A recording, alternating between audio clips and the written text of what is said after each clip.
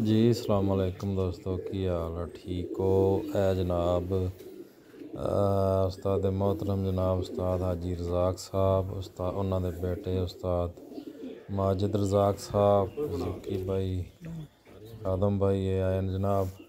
शौक कर रहे हैं ब्रीडर कबूतर का शौक किया ने। इस तो बाद हाई फ्लायर कबूतर, लेकिन उन्होंने पर पटाई हुई चप्पियां 3 कबूतर तो बस दूरों बैठ के नज़ारा लै रहे हैं।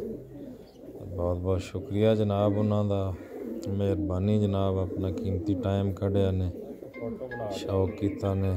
मेरे बेटियां की छत है मिर्जा हसनैन बेग तो मिर्जा मظہر बेग जनाब शागिर्द ने उस्ताद चौहदरी माजिद रज़ाक साहब दे।